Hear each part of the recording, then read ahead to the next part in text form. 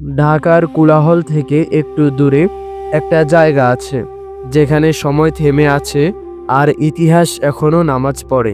দলেশ্বর হানাফিয়া জামে মসজিদ 1868 সাল থেকে দাঁড়িয়ে থাকা এক জীবন্ত ইতিহাস। চারপাশ জুড়ে লাল রং, ইট, দেয়াল, স্তম্ভ, যেন রক্ত দিয়ে লেখা কোনো অধ্যায়।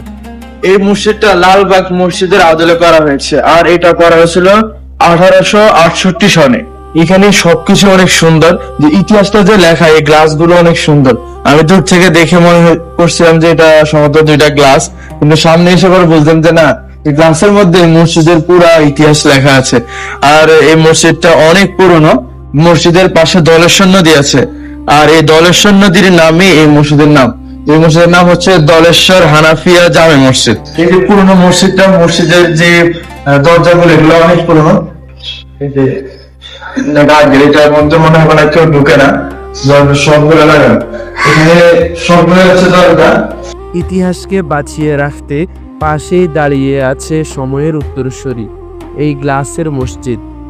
স্বচ্ছ কাচের ভিতর দিয়ে আলো নামে, চারিদিকে নিরিবিলি পরিবেশ, পাখিদের কিচিরমিচির আর অসংখ্য খেজুর গাছ। আশেপাশে এরকম খেজুর গাছে ভরা, চারপাশে এরকম সিরিয়ালে অনেকগুলা খেজুর গাছ। আর এই খেজুর গাছের কারণে এটাকে পুরো অ্যারাবিক একটা লুক দিতেছে মসজিদটা।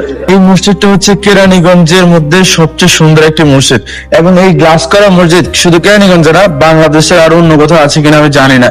মসজিদটা অনেক সুন্দর, চতুর্পাশে গ্লাস করা, এবং এটার যে কাজগুলো আছে, ফ্যান থেকে শুরু করে তার সাউন্ড বক্স গুলো সবকিছু একদম লাল রং দিয়ে করা। আর এখানে নামাজ পড়ে খুবই ভালো লাগছে। আজকে সবকিছু জোরে করে দেখাবো আমি। এই মসজিদে এসে আজকে আমিত্তি পেলাম। আমরা দোয়া করছিলাম নামাজের পরে, আমাদেরকে আমিত্তি দিল। এখানে নামাজ হয় যাতে ওখানে ইতিহাস টিকে থাকে।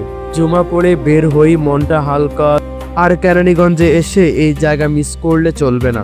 হাসনাবাদ জজমোল্লার মজাদার তেহারি, ইতিহাস দিয়ে দিন শুরু, তেহারি দিয়ে মাঝপথ। তেহারি খেয়ে আমরা গিয়ে বসি বুড়িগঙ্গার পাড়ে, চুপচাপ বসে নদী দেখি। এই নদী কত ইতিহাস দেখেছে, কত মানুষ, কত সময়। ঢেউয়ের শব্দে মাথার ভিতরের শব্দগুলো ধুয়ে যায়। হঠাৎ এক ছেলের কাছ থেকে একটা ঘড়ি কিনে নিই আর আকাশে ছেড়ে দিই। মনে হয় আমাদের শৈশবটাও এই বুড়িগঙ্গার বাতাসে উড়ছে।